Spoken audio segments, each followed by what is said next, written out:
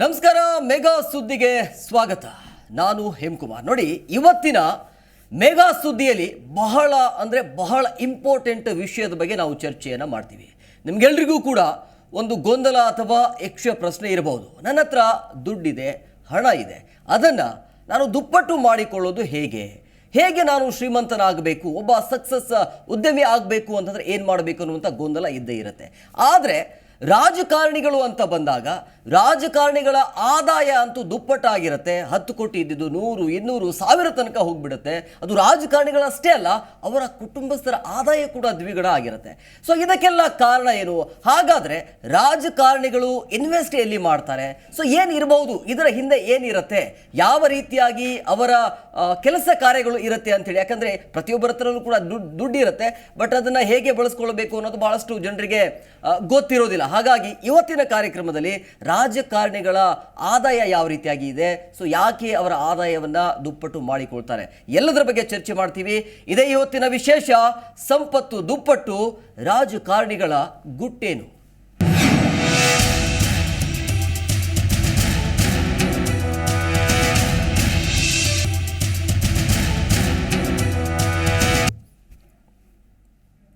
ನೋಡಿ, ಚುನಾವಣೆ ಬಂದಾಗ ನಮಗೆ ಗೊತ್ತಾಗತ್ತೆ ರಾಜಕಾರಣಿಗಳ ಆದಾಯ ಎಷ್ಟಾಗಿದೆ, ಮೊದಲು ಎಷ್ಟಿತ್ತು. ಅಂದರೆ ಮೊದಲ ಬಾರಿ ನಾಮಪತ್ರ ಸಲ್ಲಿಸುವಂಥ ಸಂದರ್ಭದಲ್ಲಿ ಅಲ್ಲಿ ಸಹಜವಾಗಿ ಅವರ ಆದಾಯವನ್ನು ಘೋಷಣೆ ಮಾಡ್ತಾರೆ. ತದನಂತರ ಇನ್ನೊಮ್ಮೆ ಅವರು ಏನಾದರೂ ನಾಮಪತ್ರ ಸಲ್ಲಿಸುವಂಥ ಸಂದರ್ಭದಲ್ಲಿ ಅದು ದುಪ್ಪಟ್ಟಾಗ್ಬಿಡುತ್ತೆ. ಹೇಗೆ ಅಂತೇಳಿ ನೋಡಿ, ಚುನಾವಣೆ ಬಂದಾಗ ರಾಜಕಾರಣಿಗಳ ಅಸಲಿಯತ್ತು ಬಯಲಾಗ್ಬಿಡುತ್ತೆ. ಆಯೋಗಕ್ಕೆ ನೀಡುವ ಮಾಹಿತಿಯಲ್ಲಿ ಆ ಸಂಪತ್ತು ಇದೆಯಲ್ಲ ಬಹಿರಂಗ ಆಗತ್ತೆ. ಸೊ ಸಂಪತ್ತು ದುಪ್ಪಟ್ಟಾಗತ್ತೆ, 3 ಪಟ್ಟು ಏರಿಕೆ ಆಗ್ತಾ ಇದೆಯಲ್ಲ, ಇದು ಹೇಗೆ ಸಾಧ್ಯ ಅಂತೇಳಿ ಸಹಜವಾಗಿ ಇಂಥ ಪ್ರಶ್ನೆಗಳು ನಿಮ್ಮಲ್ಲಿ ಹುಟ್ಕೊಳ್ಬಹುದು. ಇದೆಲ್ಲ ಪ್ರಶ್ನೆಗಳಿಗೆ ಇವತ್ತಿನ ಕಾರ್ಯಕ್ರಮದಲ್ಲಿ ಉತ್ತರವನ್ನು ನೀಡ್ತೀವಿ. 5 ವರ್ಷಕ್ಕೊಮ್ಮೆ ಬಹುತೇಕರ ಆಸ್ತಿ 3-4 ಪಟ್ಟು ಏರಿಕೆ ಆಗತ್ತೆ. ಸೊ ಯಾಕೆ? ಇನ್ನು ಉದ್ಯಮಿಗಳೇ ಸಂಸತ್ ಚುನಾವಣೆಗೆ ಸ್ಪರ್ಧೆಯನ್ನ ಮಾಡಲು ಕಾರಣ ಏನಿರಬಹುದು? ಯಾಕಂದ್ರೆ ಸಾಮಾನ್ಯ ಕಾರ್ಯಕರ್ತ ಅಥವಾ ಸಾಮಾನ್ಯ ವ್ಯಕ್ತಿ ಇತ್ತೀಚಿನ ರಾಜಕಾರಣದಲ್ಲಿ ಸ್ಪರ್ಧೆಯನ್ನು ಮಾಡಲಿಕ್ಕೆ ಸಾಧ್ಯನೇ ಇಲ್ಲ. ಯಾಕಂದರೆ ಆ ರೀತಿಯ ದುಡ್ಡು ಖರ್ಚು ಮಾಡಬೇಕು. ಉದ್ಯಮ ಬೆಳವಣಿಗೆಯ ಜೊತೆಗೆ ವೈಯಕ್ತಿಕ ಬೆಳವಣಿಗೆ ಕೂಡ ಏರುಗತಿ ಕಾಣ್ತಾ ಇದೆ ರಾಜಕಾರಣಿಗಳದ್ದು. ಸಮಾಜ ಸೇವೆ ಜೊತೆಯಲ್ಲೇ ಶ್ರೀಮಂತ ರಾಜಕಾರಣಿಯ ಪಟ್ಟ ಅವರಿಗೆ ಹೋಗ್ತಾ ಇದೆ. ಸರಳ ಜೀವಿಗಳ ಅಥವಾ ಸಜ್ಜನರ 100 ಕೋಟಿ ಆಸ್ತಿ ಒಡೆಯರು ಅನ್ನುವಂಥ ಪ್ರಶ್ನೆಗಳು ಸಹಜವಾಗಿ ಹುಟ್ಕೊಳ್ತಾ ಇರುವಂಥದ್ದು. ಸಮಾಜ ಸೇವಕರು ಅಂತ ಹೇಳ್ತೀವಿ, ಆದರೂ ಕೂಡ ಶ್ರೀಮಂತ ಪಟ್ಟ ಅವರಿಗೆ ಸಿಗ್ತಾ ಇರುವಂಥದ್ದು. ಇದು ಹೇಗೆ ಸಾಧ್ಯ ಅಂಥೇಳಿ ನಾಮಪತ್ರವನ್ನು ಸಲ್ಲಿಸುವಂಥ ಸಂದರ್ಭದಲ್ಲಿ ಆದಾಯ ಇಲ್ಲ ಅಂತ ಹೇಳ್ತಾರೆ. ಆದರೆ ಇದ್ದಕ್ಕಿದ್ದ ಹಾಗೆ ಅವರ ಆದಾಯವನ್ನು ನೋಡಿದಾಗ ಅಥವಾ ಆದಾಯವನ್ನು ಗಮನಿಸಿದಾಗ ದುಪ್ಪಟ್ಟು ಆಗ್ತಾ ಇದೆ. ಸೊ ಇದಕ್ಕೆಲ್ಲ ಕಾರಣ ಏನು ಅಂಥೇಳಿ ಬಹಳ ಮುಖ್ಯವಾಗಿ ಇಲ್ಲಿ ಸಾಮಾನ್ಯರ ಹಣಕಾಸು, ಆದರೆ ಆಗ್ತಾ ಇರೋದೇನು, ಸಾಮಾಜಿಕ ಸ್ಥಿತಿ ಕುಂಠಿತ ಅನ್ನುವಂಥ ಪ್ರಶ್ನೆಗಳು ಸಹಜವಾಗಿ ಹುಟ್ಟುಕೊಳ್ಳುತ್ತೆ. ಹಾಗಾಗಿ ಬಹಳ ಮುಖ್ಯವಾಗಿ ರಾಜಕಾರಣಿಗಳು ಆ ಹಣವನ್ನು ಎಲ್ಲಿ ಇನ್ವೆಸ್ಟ್ ಮಾಡ್ತಾರೆ, ಇವರ ಆದಾಯ ಏನು, ಬಹಳಷ್ಟು ಜನರಿಗೆ ಗೊತ್ತಿಲ್ಲ. ಒಬ್ಬ ಶಾಸಕ ಆಗಿರ್ಬೋದು ಅಥವಾ MP-ನೋ CM-ಓ ಅವರ ಆದಾಯ ಎಷ್ಟಿರುತ್ತೆ, ಎಲ್ಲಿಂದ ಬರುತ್ತೆ, ಎಲ್ಲಿಂದ ಅವರ ಆದಾಯವನ್ನು ದುಪ್ಪಟ್ಟು ಮಾಡ್ಕೊಳ್ಬಹುದು ಅಂತೇಳಿ ಎಲ್ಲದರ ಬಗ್ಗೆ ಇವತ್ತಿನ ಕಾರ್ಯಕ್ರಮದಲ್ಲಿ ನಾವು ಚರ್ಚೆಯನ್ನು ಮಾಡ್ತೀವಿ.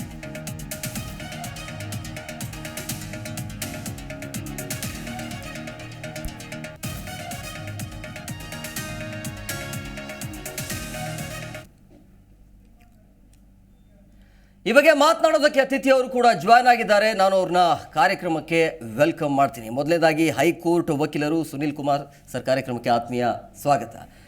ಇನ್ನು ಆರ್ಥಿಕ ತಜ್ಞರು ಪ್ರತೀಕ್ಷಾ ಪೈ ಮೇಡಮ್, ತಮಗೂ ಕೂಡ ಕಾರ್ಯಕ್ರಮಕ್ಕೆ ಆತ್ಮೀಯ ಸ್ವಾಗತ. ಇನ್ನು RTI ಕಾರ್ಯಕರ್ತರಾದ ದಿನೇಶ್ ಕಲ್ಲಳ್ಳಿ ಅವರು ಕೂಡ ಜಾಯ್ನ್ ಆಗಿದ್ದಾರೆ. ಸರ್, ಕಾರ್ಯಕ್ರಮಕ್ಕೆ ಆತ್ಮೀಯ ಸ್ವಾಗತ. ನಮಸ್ಕಾರ ಸರ್. ಎಸ್ ನಾನು ನೇರವಾಗಿ ಹೈಕೋರ್ಟ್ ವಕೀಲರ ಹತ್ರನೇ ಹೋಗ್ತೀನಿ. ನಾವು ಸರ್ ಇವತ್ತಿನ ಕಾರ್ಯಕ್ರಮವನ್ನು ಬೇಸಿಕ್ಕಿಂದ ಶುರು ಮಾಡೋಣ, ಪೀಠಿಕೆಯಿಂದ ಶುರು ಮಾಡೋಣ. ಈಗ ಭಾಳಷ್ಟು ಜನರಿಗೆ ಗೊತ್ತಿಲ್ಲ, ಒಬ್ಬ MP ಅಂತ ಹೇಳಿದಾಗ, ಒಬ್ಬ ಸಂಸದ ಅಂತ ಹೇಳಿದಾಗ ಆತನ ಆದಾಯ ಎಷ್ಟಿರುತ್ತೆ, ಸೊ ಆತ ಆದಾಯ 1 ವರ್ಷಕ್ಕೆ ಎಷ್ಟು ಆದಾಯವನ್ನು ಮಾಡ್ಕೊಳ್ಬೋದು. ಸೊ ಆದರೆ ಈ ದುಪ್ಪಟ್ಟು ಆಗೋದು ಹೇಗೆ ಕಾರಣ ಅಂತೇಳಿ, ಅಂದರೆ ದುಪ್ಪಟ್ಟು ಹೇಗೆ ಕಾರಣ, ಹೇಗೆ ಅವರ ಬೇರೆ ಎಲ್ಲೆಲ್ಲಿ ಇನ್ವೆಸ್ಟ್ ಮಾಡ್ತಾರೆ ಅದ್ರ ಬಗ್ಗೆ ಆಮೇಲೆ ಚರ್ಚೆ ಮಾಡೋಣ. ಬಟ್ ಮೊದಲಿಗೆ ಸರ್, ಸಂಸದನಿಗೆ ಬರುವಂಥ ಆದಾಯ ಎಷ್ಟು, ಸೊ ಆತನ ದುಪ್ಪಟ್ಟು ಆಗಲಿಕ್ಕೆ ಕಾರಣ ಏನು, ಅವರು ಯಾವ ರೀತಿಯಾಗಿ ಇರುತ್ತೆ, ಅವರ ಮನಸ್ಥಿತಿ ಹೇಗಿರುತ್ತೆ ಅಂತೇಳಿ ಹೇಳೋದಾದರೆ. ಹೇಮಕುಮಾರ್, ಸಹಜವಾಗಿ ಒಬ್ಬ MP ಅಂದರೆ ಮೆಂಬರ್ ಆಫ್ ಪಾರ್ಲಿಮೆಂಟ್ ಒಂದು 70,000 80,000 ರೂಪಾಯಿ ಒಂದು ಅವ್ರಿಗೆ ಸ್ಯಾಲರಿಯನ್ನು ಸಿಗುತ್ತೆ. ಪ್ಲಸ್ ಅಲವೆನ್ಸಸ್ಗಳನ್ನು, ಅಡಿಷನಲ್ ಅಲವೆನ್ಸಸ್ನ ಕೊಡ್ತಾರೆ. ಈಗ ಅವ್ರಿಗೆ ಟೆಲಿಫೋನ್ ಅಲವೆನ್ಸಸ್ ಇರ್ತದೆ, ರೆಸಿಡೆನ್ಷಿಯಲ್ ಅಲವೆನ್ಸಸ್, ಹೌಸಿಂಗ್ ಅಲವೆನ್ಸಸ್ನ್ನು ಕೊಡ್ತಾರೆ. ಮತ್ತು ಕ್ಷೇತ್ರದಲ್ಲಿ ಕೆಲಸ ಮಾಡಲಿಕ್ಕೋಸ್ಕರ ಟ್ರಾನ್ಸ್ಪೋರ್ಟೇಷನ್ ಅಲವೆನ್ಸಸ್ ಅಂತೆಲ್ಲ ಕೊಡ್ತಾರೆ. ಎಲ್ಲ ಸೇರಿ 1,25,000 ರೂಪಾಯಿ ಪರ್ ಮಂತ್ ಸಿಗುತ್ತೆ. ಸೊ ಒಂದು ವಾರ್ಷಿಕವಾಗಿ ನೀವು ಆದಾಯ ನೋಡೋದಾದ್ರೆ ಒಂದು 15 ಲಕ್ಷಕ್ಕಿಂತ ಹೆಚ್ಚಿಗೆ ಹೋಗೋದಿಲ್ಲ, ಮ್ಯಾಕ್ಸಿಮಮ್ ಅಷ್ಟೇ ಬರೋದು, 15 ಲಕ್ಷ ಅಷ್ಟೇ ಬರೋದು. ಬಟ್ ಆಶ್ಚರ್ಯ ಏನಪ್ಪಾ ಅಂದ್ರೆ ಅವರು ಒಂದು 5 ವರ್ಷ ಟೆನ್ಯೂರ್ ಮುಗಿಸೋಷ್ಟ್ರೊಳಗಡೆ 20 ಲಕ್ಷ 15 ಲಕ್ಷ ಅಂತ ಆಸ್ತಿಯನ್ನು ಘೋಷಣೆ ಮಾಡ್ಕೊಂಡಿರ್ತಾರೋ ಏಕದಮ್ ಒಂದೇ ಸಲ ಕೋಟ್ಯಾಂತರ ರೂಪಾಯಿಗೆ ಹೋಗ್ಬಿಡ್ತಾರೆ. ಎರಡು ವಿಚಾರ ಅದ್ರಲ್ಲಿ ಒಂದೇನಪ್ಪ ಅಂದ್ರೆ, ಈಗ ಅನೇಕ MP ಕೂಡ ಅವ್ರೇನ್ ಮಾಡ್ತಾರೆ, ಅವರು ಸಾರ್ವಜನಿಕರಿಗೆ ಸೇವೆ ಮಾಡ್ತಾ ಇದ್ರು ಕೂಡ ಕೆಲವು ಬಿಸ್ನೆಸ್ಗಳಲ್ಲಿ ಕೂಡ ಇನ್ವೆಸ್ಟ್ಮೆಂಟ್ ಮಾಡ್ತಾರೆ. ಎಲ್ಲೋ ಒಂದ್ ಕಡೆ ಪಾರ್ಟ್ನರ್ಶಿಪ್ ಇರುತ್ತೆ. ಬಿಕಾಸ್ ನಮ್ಮಲ್ಲಿ ಕಾನೂನಾತ್ಮಕವಾಗಿ ಒಬ್ಬ MP ಅಥವಾ MLA ಪಬ್ಲಿಕ್ ರೆಪ್ರೆಸೆಂಟೇಟಿವ್ ಯಾರಿರ್ತಾರೋ ಅವ್ರು ಬಿಸ್ನೆಸ್ ಮಾಡಬಾರ್ದು ಅಂತ ಎಲ್ಲೂ ಕಾನೂನಿಲ್ಲ. ಎಲ್ಲೂ ಕೂಡ ಬಿಸ್ನೆಸ್ ಅಲ್ಲಿ ಇನ್ವೆಸ್ಟ್ಮೆಂಟ್ ಮಾಡಬಾರ್ದು ಅಂತಿಲ್ಲ. ಶೇರ್ ಮಾರ್ಕೆಟ್ ಅಲ್ಲಿ ಇನ್ವೆಸ್ಟ್ ಮಾಡ್ತಾರೆ, ಯಾವ್ದು ವ್ಯಾಪಾರದಲ್ಲಿ ದುಡ್ಡನ್ನು ತೊಡಗಿಸ್ತಾರೆ. ಅದ್ರಲ್ಲಿ ನಮಗೆ ಲಾಭಾಂಶ ಬಂತು ಅಂತಾನೆ ಅವರು ಅನೇಕ ಸರಿ ಸಮಸ್ಯೆ ಬಂದಾಗ ಎಲ್ಲೆಲ್ಲೂ ಕೂಡ ಲಾಭಾಂಶ ಅಂತ ತೋರಿಸ್ತಾರೆ. ಬಟ್ ಲಾಭಾಂಶ ಬಂದರೂ ಕೂಡ ಬೇರೆ ಜನಸಾಮಾನ್ಯರು ಮತ್ತು ನಾರ್ಮಲ್ ವ್ಯಕ್ತಿಗಳು ಇನ್ವೆಸ್ಟ್ ಮಾಡಿದಾಗ ಬರ್ದೇ ಇರೋ ಲಾಭ ಇವ್ರಿಗೆ ಮಾತ್ರ ಯಾಕೆ ಲಾಭ ಬರುತ್ತೆ ಅಂತ ಅವ್ರು ಆನ್ಸರ್ ಮಾಡಕ್ ಆಗ್ತಿಲ್ಲ. ಯಾಕೆಂದ್ರೆ ಅದನ್ನ ನಾವೇನ್ ಮಾಡ್ತೀವಿ, ಅಂಡರ್ ದ ಲೀಗಲ್ ಜಾರ್ಗನ್ ನಲ್ಲಿ we call it as disproportionate assets. ಅಂದ್ರೆ ಆದಾಯ ಮೀರಿ ಗಳಿಸಿದಂತ ಆಸ್ತಿಯನ್ನ ಡಿಸ್ಪ್ರಪೋರ್ಷನೇಟ್ ಅಸೆಟ್ಸ್ ಅಂತ ಹೇಳ್ತೀವಿ. ಕೋಟಿ ಗಳಿಸಿದ್ದಾರೆ.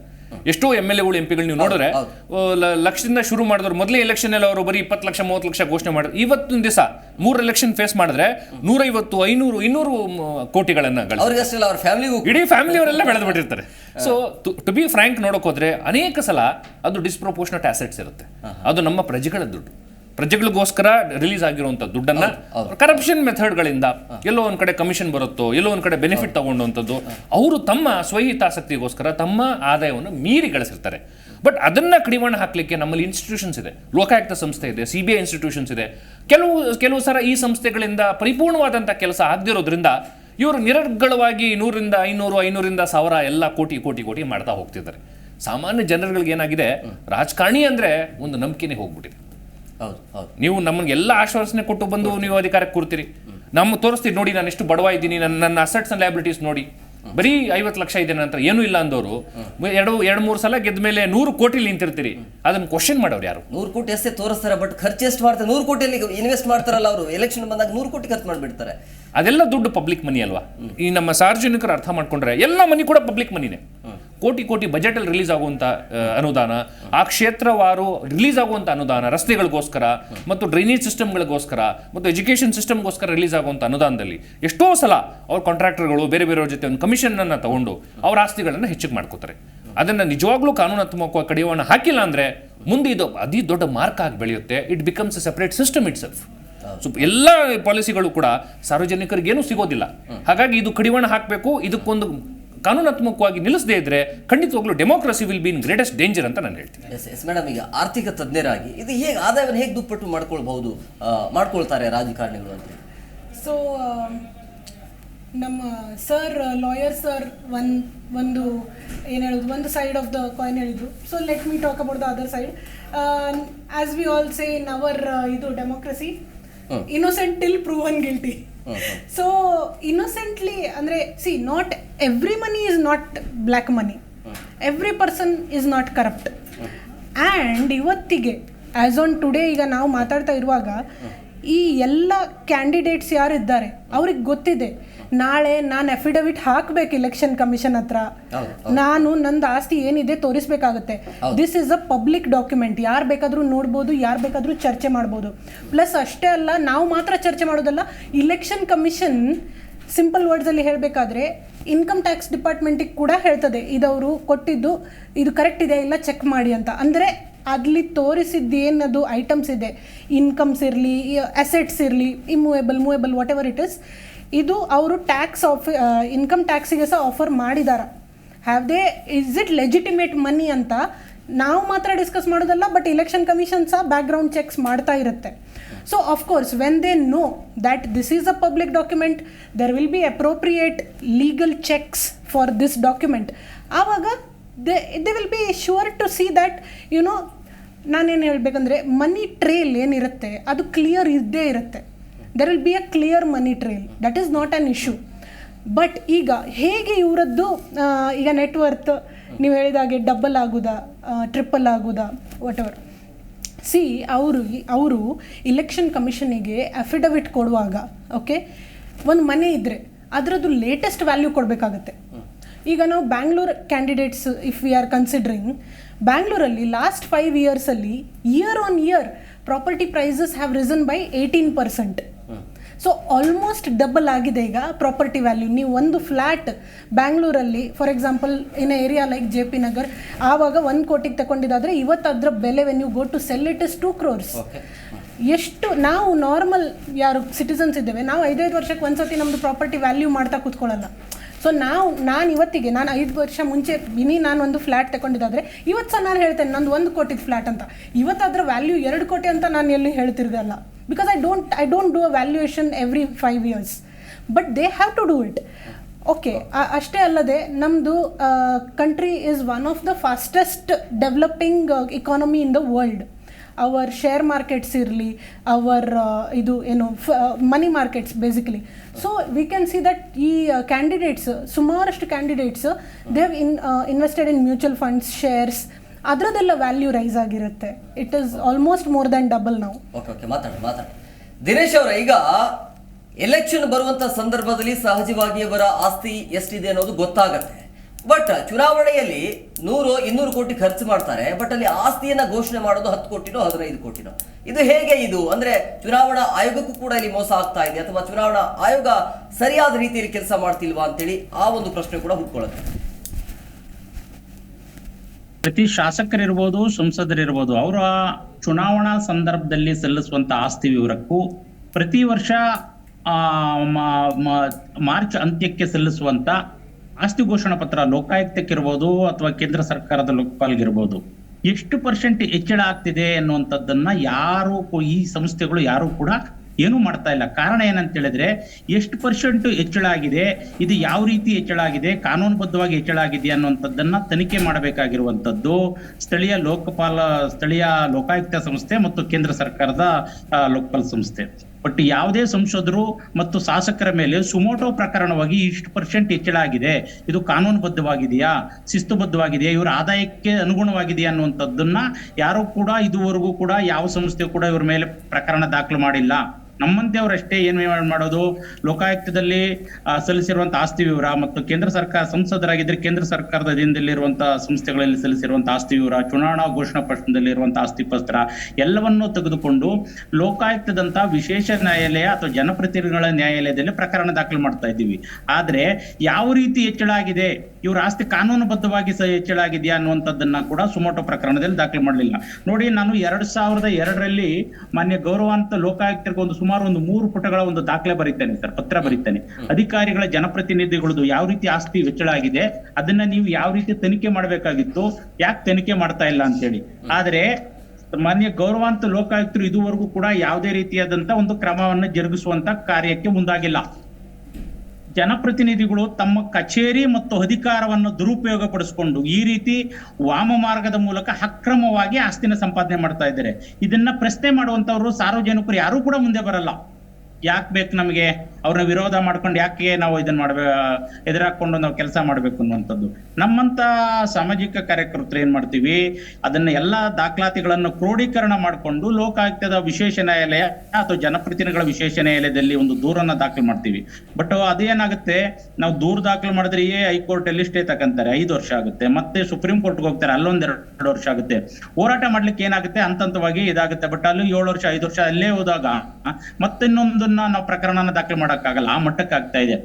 ಮಾನ್ಯ ಜನಪ್ರತಿನಿಧಿಗಳು ಇದು ಲೋಕಾಯುಕ್ತದಲ್ಲಿ ಸಲ್ಲಿಸಿರುವಂತಹ ಆಸ್ತಿ ವಿವರಕ್ಕೂ, ಚುನಾವಣಾ ಅಫಿಡವಿಟ್ ನಲ್ಲಿ ಸಲ್ಲಿಸಿರುವಂತಹ ಆಸ್ತಿ ವಿವರಕ್ಕೂ ಮತ್ತು ಆದಾಯ ತೆರಿಗೆ ಇಲಾಖೆಗೆ ಸಲ್ಲಿಸಿರುವಂತಹ ಆಸ್ತಿ ವಿವರಕ್ಕೂ ಗಜಗಜಾಂತರ ವ್ಯತ್ಯಾಸ ಇರುತ್ತೆ. ಈ ಮೂರನ್ನು ಕೂಡ ಟ್ಯಾಲಿ ಮಾಡಬೇಕಾದಂತ ಸಂಸ್ಥೆಯವರು ಸುಮೋಟವಾಗಿ ಪ್ರಕರಣವನ್ನ ದಾಖಲು ಮಾಡ್ತಾ ಇಲ್ಲ. ಯಾವ ರೀತಿ ಹೆಚ್ಚಳ ಆಗಿದೆ, ಇವರು ತಮ್ಮ ಅಧಿಕಾರನ ದುರುಪಯೋಗ ಪಡಿಸ್ಕೊಂಡು ಹೆಚ್ಚಳ ಮಾಡ್ಕೊಂಡಿದ್ದಾರಾ, ಭ್ರಷ್ಟಾಚಾರ ಮಾಡಿ ಹೆಚ್ಚಳ ಮಾಡ್ಕೊಂಡಿದ್ದಾರಾ ಅನ್ನುವಂಥದ್ದನ್ನ ಗಂಭೀರವಾಗಿ ಪರಾಮರ್ಶೆ ಮಾಡಿ ತನಿಖೆ ಮಾಡಬೇಕಾದಂತ ಸಂಸ್ಥೆಗಳು ಇವತ್ತು ಕಣ್ಣು ಮುಚ್ಕೊಂಡು ಕುಳಿತಿದೆ ಸರ್. ಹಾಗಾಗಿ ಏನಾಗ್ತಾ ಇದೆ, ಶಾಸಕರ ಸಂಸದರ ಆಸ್ತಿಗಳಲ್ಲಿ 100 ಕೋಟಿ ಏರಿಕೆ ಆಗ್ತಾ ಇದೆ. ಇದು ಒಂದು ಗಮನದಲ್ಲಿರಲಿ. ಈಗ ಅಫಿಡವಿಟ್ ನಲ್ಲಿ ತೋರಿಸಿರುವಂತದ್ದು 80%ಕ್ಕೇನು ಹೆಚ್ಚಾಗಿ ಬೆನಾಮಿ ಆಸ್ತಿ ಇರುತ್ತೆ ಅವ್ರದ್ದು, ಅದನ್ನು ಹೊರಗಡೆ ತೋರಿಸಿರಲ್ಲ. ಸಂಬಂಧಿಕರ ಹೆಸರಲ್ಲಿ, ಸ್ನೇಹಿತರ ಹೆಸರಿನಲ್ಲಿ, ಕಾರ್ ಡ್ರೈವರ್ಗಳ ಹೆಸರಿನಲ್ಲಿ, ಆ ಸಂಬಂಧಿಕರ ಹೆಸರಿನಲ್ಲಿ ಬೆನಾಮಿಗೆ ಆಸ್ತಿ ಸಂಪಾದನೆ ಮಾಡಿರ್ತಾರೆ. ಯಾಕೆಂದ್ರೆ ಅವನಿಗೆ ಆದಾಯದ ಮೂಲ ಇಲ್ಲದೆ ಇರುವಂತ ಒಬ್ಬ ವ್ಯಕ್ತಿ 50 ಕೋಟಿ ಆಸ್ತಿನ ಖರೀದಿ ಮಾಡ್ತಾನೆ. ಅದನ್ನು ಕೂಡ ಕೊಟ್ಟಾಗ ಇವ್ರು ಯಾರು ಕೂಡ ತನಿಖೆ ಮಾಡಲ್ಲ. ಇದು ಈ ದೇಶದ ದುರ್ದೈವ. ನಮ್ಮ ಕಾನೂನು ಮತ್ತು ಸಂವಿಧಾನ ಬಹಳ ಬಿಗಿಯಾಗಿದೆ, ಆದರೆ ಅದನ್ನ ಪಾಲಿಸುವಂತ ಅಧಿಕಾರಿಗಳಲ್ಲಿ ಏನ್ ಬಂದು ಕೂತ್ಕೊಂಡಿದ್ದಾರೆ, ಅವರು ತಮ್ಮ ಕರ್ತವ್ಯವನ್ನು ನಿಭಾಯಿಸಲಿಕ್ಕೆ ಸಂಪೂರ್ಣವಾಗಿ ವಿಫಲರಾಗಿದ್ದಾರೆ. ಇಂಥ ಏರಿಕೆಯಾದಂತ ಜನಪ್ರತಿನಿಧಿಗಳ ಆಸ್ತಿಯಲ್ಲಿ ಏರಿಕೆಯಾದಂತ ಸಂದರ್ಭದಲ್ಲಿ ಸುಮೋಟೋ ಪ್ರಕರಣ ದಾಖಲೆ ಮಾಡ್ಕೋಬೇಕು, ಕಾನೂನುಬದ್ಧವಾಗಿ ಒಂದು ತನಿಖಾ ಸಂಸ್ಥೆ ವಹಿಸಬೇಕು. ಎಷ್ಟು % ಆಸ್ತಿ ಏರಿಕೆಯಾಗಿದೆ, ಇದು ಕಾನೂನುಬದ್ಧವಾಗಿ ಸಂಪಾದನೆ ಮಾಡಿದ್ದಾರಾ ಅಥವಾ ವಾಮ ಮಾರ್ಗದ ಮೂಲಕ ಸಂಪಾದನೆ ಮಾಡಿದ್ದಾರಾ, ಇದರಲ್ಲಿ ಭ್ರಷ್ಟಾಚಾರ ಆಗಿದೆ ಅನ್ನುವಂಥದ್ದು ತನಿಖೆ ಮಾಡಬೇಕು. ಯಾವುದನ್ನು ಕೂಡ ತನಿಖೆ ಆಗ್ತಾ ಇಲ್ಲ ಸರ್. ಹಾಗಾಗಿ ಇಂಥ ಪ್ರಕರಣಗಳು ನಮ್ಮ ರಾಜ್ಯ ಮತ್ತು ರಾಷ್ಟ್ರದಲ್ಲಿ ಹಲವಾರು ಪ್ರಕರಣಗಳಿದೆ. ನಾವು 4-5 ಪ್ರಕರಣಗಳನ್ನ ದಾಖಲು ಮಾಡಿದೀವಿ, ಆದ್ರೂ ಕೂಡ ನ್ಯಾಯಾಲಯದ ಬಗ್ಗೆ ನಾವು ಮಾತಾಡಬಾರದು. ನ್ಯಾಯಾಲಯದಲ್ಲಿ ಇರೋದ್ರಿಂದ ಅಂತ ಪ್ರಕರಣಗಳನ್ನ ವಿಳಂಬ ನೀತಿ ಅನುಸರಿಸ್ತಾರೆ, ಅವ್ರದೇ ಆದಂತ ಒತ್ತಡ ತಂತ್ರಗಳನ್ನ ಅನುಸರಿಸಿ. ಹಾಗಾಗಿ ಇದಕ್ಕೊಂದು ಪರ್ಯಾಯ ವ್ಯವಸ್ಥೆ ಮಾಡ್ಬೇಕು ಸರ್ ಸರ್ಕಾರದವರೇನೆ. ಯಾವ ಜನಪ್ರತಿನಿಧಿಗಳ ಆಸ್ತಿ ಏರಿಕೆ ಆಗಿದೆಯೇ ಅದನ್ನ ಸಂಬಂಧಪಟ್ಟಂತ ತನಿಖಾ ಸಂಸ್ಥೆಗಳು ಈ ತನಿಖೆಗೆ ಆದೇಶ ಮಾಡಬೇಕು, ಯಾವ ರೀತಿ ಏರಿಕೆ ಆಗಿದೆ ಅಂತ. ಅದರಿಂದ ಆದ್ರೂ ಸ್ವಲ್ಪ ಕಡಿವಾಣ ಹಾಕ್ಬೋದು ಅನ್ನುವಂಥದ್ದು ನನ್ನ ಒಂದು ಅನಿಸಿಕೆ ಸರ್. ಓಕೆ ಸರ್, ಹೇಳಿದ್ರು ಈಗ ದುಪ್ಪಟ್ಟು ಹಣ ಆದರೂ ಕೂಡ ಯಾಕೆ ಅವರ ವಿರುದ್ಧ ಕಾನೂನು ಕ್ರಮ ಆಗ್ತಾ ಇಲ್ಲ ಅಂತೇಳಿ, ಯಾಕೆ ನೋಡಿ, ಸಾಮಾನ್ಯವಾಗಿ ಏನಾಗ್ತದೆ, ಇವರು ಪ್ರಜಾಪ್ರತಿನಿಧಿಗಳು ಯಾರಿರ್ತಾರೋ, ಪಬ್ಲಿಕ್ ರೆಪ್ರೆಸೆಂಟೇಟಿವ್ಸ್, ಒಂದು ಅಫಿಡವಿಟನ್ನು ಸಲ್ಲಿಸ್ತಾರೆ. ಸಹಜವಾಗಿ ಲೋಕಾಯುಕ್ತ ಸಂಸ್ಥೆಗೆ ಅಫಿಡವಿಟನ್ನು ಸಲ್ಲಿಸಬೇಕು. ಸಲ್ಲಿಸಿದಾಗ ಇನ್ಕಮ್ ಟ್ಯಾಕ್ಸ್ ಡಿಪಾರ್ಟ್ಮೆಂಟ್ಗೂ ಸಪ್ರೇಟಾಗಿ ಸಲ್ಲಿಸಿರ್ತಾರೆ. ಕೆಲವು ಸಲ ಇನ್ಕಮ್ ಟ್ಯಾಕ್ಸ್ ಡಿಪಾರ್ಟ್ಮೆಂಟ್ ಸಲ್ಲಿಸಿರುವಂಥ ಮಾಹಿತಿ ಲೋಕಾಯುಕ್ತ ಸಂಸ್ಥೆಗೆ ಇರೋದಿಲ್ಲ. ಇವ್ರಿಗಿರುವಂಥ ಮಾಹಿತಿ ಸಪ್ರೇಟ್ ಕೊಟ್ಟಿರ್ತಾರೆ, ಅವ್ರಿಗೆ ಸಪ್ರೇಟ್ ಮಾಹಿತಿಯನ್ನು ಕೊಟ್ಟಿರ್ತಾರೆ. ಆ ಕ್ರಾಸ್ ಚೆಕ್ ಮಾಡಲಿಕ್ಕೆ ಇಂಟರ್ ಏಜೆನ್ಸಿ ಕಡೆಯಿಂದ ಕೋಆರ್ಡಿನೇಷನ್ ಬೇಕು. ಒಬ್ಬ ಏಜೆನ್ಸಿನವ್ರು ಇನ್ನೊಂದು ಏಜೆನ್ಸಿ ಜೊತೆ ಕೋಆರ್ಡಿನೇಷನ್ ಸರಿಯಾಗಿ ಮಾಡೋದಿಲ್ಲ. ಮತ್ತು ಎರಡನೇದು, ಈ MLAs ಅಥವಾ MP ಅಂತಿದ್ದಾಗ ಈಗ ನೀವು ಲೋಕಾಯುಕ್ತ ಸಂಸ್ಥೆಯ ರೇಡ್ಗಳನ್ನು ನೋಡ್ತೀರಿ. ಎಷ್ಟೋ ಒಂದು 20 ಜನ 30 ಜನ ಅಧಿಕಾರಿಗಳು, ಸರ್ಕಾರಿ ಅಧಿಕಾರಿಗಳ ಮನೆ ಮತ್ತು ಅವರ ಆಸ್ತಿ ಪಾಸ್ತಿಗಳನ್ನು ರೇಡ್ ಮಾಡ್ತಾರೆ. ನೀವು ಯಾಕೆ MLAಗಳ ಮನೆ ರೇಡ್ ಮಾಡಲ್ಲ? ಇದು ನನ್ನ ಕ್ವಶನ್ ಅಲ್ಲ, ಜನಸಾಮಾನ್ಯರ ಕ್ವಶನ್. ಆಯ್ತು, 224 ಜನ ಶಾಸಕರು ನಮಗಿದ್ದಾರೆ, 200 ಜನ ಒಳ್ಳೆಯವರು ಅಂತಾನೆ ಇಟ್ಕೊಳ್ಳೋಣ ನಾವು. 200 ಜನ ಒಳ್ಳೆಯವರು, ಒಳ್ಳೆ ಮಾರ್ಗದಿಂದ ಮಾಡಿದ್ದಾರೆ. ಅಟ್ಲೀಸ್ಟ್ 20 ಜನ ಅದು ಕರಪ್ಟ್ ಇರೋದಿಲ್ಲ. ನೀವು ಯಾಕೆ MLAಗಳ ಮನೆ ಮುಟ್ಟೋದಿಲ್ಲ? MP ಗಳನ್ನು ಕರಪ್ಟ್ ಇರೋದಿಲ್ವಾ? ಮಂತ್ರಿಗಳು ಕರಪ್ಟ್ ಇರೋದಿಲ್ವಾ? ಒಳ್ಳೆಯವರು ಇದ್ದಾರೆ, ಅಟ್ಲೀಸ್ಟ್ ಒಂದು 10-20% ಕರಪ್ಟ್ ಅಂದ್ರೂ ಕೂಡ. ಸೊ ಇದು ಏನಾಗ್ತಿದೆ ಅಂದರೆ, ಕರಪ್ಟ್ ಅಂತ ಯಾರಿದಾರೋ ಅದು ಇವ್ರಿಗೆ ಗೊತ್ತಿದೆ.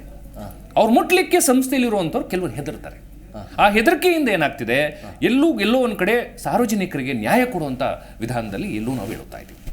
ಆ್ಯಕ್ಷನ್ ತಗೊಳ್ಲಿಕ್ಕೆ ಎಲ್ಲ ಅಧಿಕಾರ ಇದೆ, ಲೋಕಾಯುಕ್ತ ಸಂಸ್ಥೆಗಿದೆ, ಕಾನ್ಸ್ಟಿಟ್ಯೂಷನಲ್ ಪವರ್ ಕೊಟ್ಟಿದ್ದೀವಿ, ಅವ್ರಿಗೊಂದು ಸೆಪರೇಟ್ ಪೊಲೀಸ್ ವಿಂಗ್ ಇದೆ, ಎಲ್ಲವೂ ಇದೆ. ಮತ್ತು ಅವ್ರು ಏನಾದರೂ ಒಂದು ಆ್ಯಕ್ಷನ್ ತೊಗೊಂಡ್ರೆ ಅದನ್ನ ಕ್ವಶನ್ ಮಾಡೋ ಅಧಿಕಾರನೂ ಇರೋದಿಲ್ಲ. ಅದನ್ನ ಹೈಕೋರ್ಟ್ಗೆ ಬಂದು ಮತ್ತೆ ಚಾಲೆಂಜ್ ಮಾಡ್ಬೋದು, ಇವ್ರು ಮಾಡಿದ ತಪ್ಪು ಅಂತ ಹೇಳ್ಬೋದು. ಬಿಟ್ರೆ ಅವರ ವ್ಯಾಪ್ತಿಯಲ್ಲಿ ಅಧಿಕಾರನ ದುರುಪಯೋಗ ಪಡಿಸ್ಕೊಂಡ್ರು ಅಂತ ಎಲ್ಲೂ ಹೇಳಕ್ಕಾಗೋದಿಲ್ಲ. ಈಗ ನಮಗೆ ಜಸ್ಟಿಸ್ ವೆಂಕಟಾಚಲಂ ಇದ್ರು, ಸಂತೋಷ್ ಹೆಗಡೆ ಅವರಿದ್ರು, ಏನೇನು ಮಾಡಿ ತೋರಿಸಿದ್ರು. ಹಾಗಾಗಿ ಅನೇಕ ಸಲ ಅದು ಬಿಟ್ಟು ಬೇರೆ ಬೇರೆ ಲೋಕಾಯುಕ್ತ ನ್ಯಾಯಮೂರ್ತಿಗಳು ಬಂದರು, ಅವ್ರ ಬಗ್ಗೆ ನಾನು ಹೆಚ್ಚಕ್ಕೆ ಹೇಳೋಕೆ ಹೋಗೋದಿಲ್ಲ. ಬಟ್ ಅವರ ಕಾರ್ಯವ್ಯಾಪ್ತಿನಲ್ಲಿ ಅವ್ರಿಗೆಲ್ಲವೂ ಅಧಿಕಾರ ಇದೆ. ಬಟ್ ಯಾಕೆ ಬಳಸ್ಕೊಂತಿಲ್ಲ ಅನ್ನೋದು ಯಕ್ಷ ಪ್ರಶ್ನೆ. ನಮ್ಗೆ ಅಧಿಕಾರ ಕೊಟ್ಟರು ಕೂಡ ನಾವು ಅದನ್ನ ಬಳಸ್ಕೊಳ್ಳಿಲ್ಲ ಅಂದರೆ ಅದು ವೇಸ್ಟ್ ಅಲ್ವಾ? ಮತ್ತು ಅಧಿಕಾರ ಶಾಶ್ವತ ಅಲ್ಲ. ಇವತ್ತು ನಾವಿರ್ತೀವಿ, ನಾಳೆ ಇನ್ನೊಬ್ಬರು ಬರ್ತಾರೆ. ಬಟ್ ಅದನ್ನೇ ಹೇಳೋದು, ನಿಮ್ಮ ಅಧಿಕಾರವನ್ನು ನೀವು ಬಳಸಬೇಕಲ್ಲ. ನೀವು ಇರೋದು 5 ವರ್ಷ, ಇನ್ನೊಬ್ಬ ಬರ್ತಾನೆ, ನಾನು ಯಾರ ಮಾತನ್ನು ಕೇಳಲ್ಲ, ನನ್ನ ಕೆಲಸ ಏನಿದೆ ನಾನು ಅದನ್ನು ಮಾಡ್ತೀನಿ ಅಂತೇಳಿ ಧೈರ್ಯವಾಗಿ ಯಾಕೆ ಮಾಡಬೇಕು? ಧೈರ್ಯವಾಗಿ ಮಾಡಿದ್ರೆ ನೀವು MLAಗಳಲ್ಲಿ ಒಂದು ಲಿಸ್ಟನ್ನು ತಗೊಳ್ಳಿ.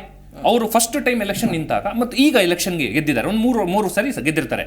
ಅವ್ರ ಅಸೆಟ್ಸ್ ಅಂಡ್ ಲಯಬಿಲಿಟೀಸ್ ನೀವೇ ಅರ್ಥ ಮಾಡಿಕೊಂಡು ಲೆಕ್ಕ ಹಾಕಿ, ಮೋರ್ ದೆನ್ 200% ಬೆಳೆದಿದೆ, ಸೊ ಒಂದು ನೋಟಿಸನ್ನು ಕೊಡಿ, ಸೋಮೋಟೋ ಪ್ರಕರಣವನ್ನು ದಾಖಲೆ ಮಾಡ್ಕೊಳ್ಳಿ, ಒಂದು ಡಿಸ್ಪ್ರಪೋರ್ಷನೇಟ್ ಆಸೆಟ್ಸ್ ಕೇಸನ್ನು ಹಾಕಿ. ಆವಾಗ ಎಲ್ಲ MLAಗಳಾಗ್ಬೋದು, MP ಗಳಾಗ್ಬೋದು ವಾಮ ಮಾರ್ಗದಿಂದ ಹಣವನ್ನು ಸಂಪಾದನೆ ಮಾಡಲಿಕ್ಕೆ ಬಹಳಷ್ಟು ಹೆದರ್ತಾರೆ. ಜಯಲಲಿತಾ ಪ್ರಕರಣವನ್ನು ತಾವು ನೋಡಿದ್ದೀರಿ. ಜಯಲಲಿತಾ ಪ್ರಕರಣದಲ್ಲಿ ಸುಬ್ರಹ್ಮಣ್ಯನ್ ಸ್ವಾಮಿ ವಾಸ್ ದ ಫಸ್ಟ್ ಕಂಪ್ಲೇನೆಂಟ್. ಎಲ್ಲರೂ ನಗ್ತಾರೆ, ಇಲ್ಲ ಜಯಲಲಿತಾ ಅನೇಕ ಇನ್ವೆಸ್ಟ್ಮೆಂಟ್ಗಳನ್ನು ಮಾಡಿರ್ತಾರೆ. ಸೊ ಮೇಡಮ್ ಅವ್ರು ಹೇಳ್ದಂಗೆ, ಇಲ್ಲ ಇನ್ಫ್ಲೇಷನ್ ಜಾಸ್ತಿ ಆಗಿದೆ, ಇನ್ಫ್ಲೇಷನಿಂದ ಮನಿ ವ್ಯಾಲ್ಯೂ ಡಬಲ್ ಆಗಿದೆ, ಪ್ರಾಪರ್ಟೀಸ್ ವ್ಯಾಲ್ಯೂಷನ್ ಜಾಸ್ತಿ ಆಗಿದೆ ಅಂತ. ಬಟ್ ಅಸೆಟ್ ಒಂದ್ಸರಿ ರೇಡ್ ಆದ್ಮೇಲೆ ಗೊತ್ತಾಯ್ತು, 13,000 ಸೀರೆಗಳು, 500-600 ಜೊತೆ ಚಪ್ಪಲಿ ಬಟ್ಟೆ, ಜ್ಯುವೆಲ್ರೀಸ್ಗಳು, ಪ್ರಾಪರ್ಟಿಗಳು. ಜಯಲಲಿತಾಗ ಆನ್ಸರ್ ಮಾಡ್ಲಿಕ್ಕಾಗಿಲ್ಲ. ಈಗ ನಾನು ಕೂಡ ಶೇರ್ ಮಾರ್ಕೆಟಲ್ಲಿ ಇನ್ವೆಸ್ಟ್ ಮಾಡ್ತೀನಿ, ತಾವು ಇನ್ವೆಸ್ಟ್ ಮಾಡಿರ್ತೀರಿ. ಸೊ ನಮಗೆ ಮಾತ್ರ ಅಷ್ಟೊಂದು ಇಂಟ್ರೆಸ್ಟ್ ಸಮೇತ ಅಥವಾ ನಮಗೆ ಅಷ್ಟೊಂದು ಲಾಭ ಬರೋದಿಲ್ಲ. ಕೆಲವ್ರಿಗೆ ಮಾತ್ರ ಲಾಭ ಹೇಗೆ ಬರುತ್ತೆ ಅಲ್ವಾ? ಯಕ್ಷ ಪ್ರಶ್ನೆ ಅಲ್ವಾ? ಡಬಲ್ ಆದ್ರೆ ನಮಗೂ ಡಬಲ್ ಆಗಬೇಕು. ಈಗ ನಾನು 20 ಲಕ್ಷ ರೂಪಾಯಿ ಒಂದು ಸೈಟ್ ತಗೊಂಡಿದ್ದೆ, ಅವರ ಆಪ್ತರಿಗೂ ಕೂಡ ಶ್ರೀಮಂತರಾಗ್ಬಿಡ್ತಾರೆ. ಅದು ಆಮೇಲೆ ಮಕ್ಕಳು ಮತ್ತು ವೈಫು, ಅವ್ರ ಹೆಂಡತಿ ಮತ್ತು ಮಕ್ಕಳು, ಚಿಕ್ಕ ಮೈನರ್ ಇದ್ರೆ ಆತನಿಗೂ ಪ್ರಾಪರ್ಟಿ ಬಂದಿರುತ್ತೆ. 20 ಲಕ್ಷ ರೂಪಾಯಿಗೆ ನಾನು ಒಂದು ಸೈಟ್ ತಗೋತೀನಿ, ಅದು 40 ಲಕ್ಷ ಆಗಬೇಕು. 20 ಲಕ್ಷ ಹೋಗಿ 20 ಕೋಟಿ ಹೆಂಗಾಗುತ್ತೆ? That is what I'm asking. Simple. Double ಆದರೆ ಓಕೆ. ಆಮೇಲೆ ಪ್ರಾಪರ್ಟಿ ಡಿಕ್ಲೇರ್ ಮಾಡೋದು ಕೂಡ ಅನೇಕ ರಾಜಕಾರಣಿಗಳು ಏನು ಡಿಕ್ಲೇರ್ ಮಾಡ್ತಾರೆ, 1-2 ಮನೆ ಡಿಕ್ಲೇರ್ ಮಾಡ್ತಾರೆ, 1-2 ಕಾರನ್ನು ಡಿಕ್ಲೇರ್ ಮಾಡಿರ್ತಾರೆ. ಸಡನ್ ಆಗಿ ನೀವು ಒಂದು 5 ವರ್ಷ 10 ವರ್ಷ ಆದ್ಮೇಲೆ ನೋಡಿ, ಆ 1 ಮನೆ 3 ಮನೆ ಆಗಿರುತ್ತೆ. ಅದು ಹೇಗೆ ಸಾಧ್ಯ? ಸೊ ಪ್ರಾಪರ್ಟಿ ವ್ಯಾಲ್ಯೂಷನ್ ಡಬಲ್ ಆಗ್ಬೋದು, ಮನೆಗಳು ಹೆಂಗೆ 3 ಆಗ್ತವೆ? ಯಾವ ಬಿಸ್ನೆಸ್ಸಲ್ಲಿ ಅಷ್ಟೊಂದು ಲಾಭ ಇದೆ? ಎಲ್ಲ ನಮಗೆಲ್ಲ ಜನಸಾಮಾನ್ಯರು ಕೇಳ್ತಾರೆ, ಸರ್ ನಮಗೂ ಹೇಳ್ಕೊಡಿ ಸರ್, ನಾವು ಬಿಸ್ನೆಸ್ ಮಾಡ್ತೀವಿ, ನಾವು ಅದರಲ್ಲಿ ಇನ್ವೆಸ್ಟ್ ಮಾಡ್ತೀವಿ, ನಮಗೂ ಒಂದು 3-4 ಮನೆ ಮಾಡ್ಕೊಳೋಣ, ನಮಗೂ ಒಂದು 3 ಗಾಡಿ 4 ಗಾಡಿ ತೊಗೊಳೋಣ ಅಲ್ವಾ. ಸೊ ಎಲ್ಲ ಜನಸಾಮಾನ್ಯರಿಗೂ ಭಾಳಷ್ಟು ನೋವೇನಿದೆ ಅಂದರೆ, ಪ್ರತಿಯೊಂದು ಸಂಸ್ಥೆಗೆ ಕಾನೂನಾತ್ಮಕವಾಗಿ ಸಂವಿಧಾನಾತ್ಮಕವಾಗಿ ಅಧಿಕಾರ ಕೊಟ್ಟಾಗ ಯಾಕೆ ಅದ್ರ ಬಳಕೆ ಆಗ್ತಿಲ್ಲ?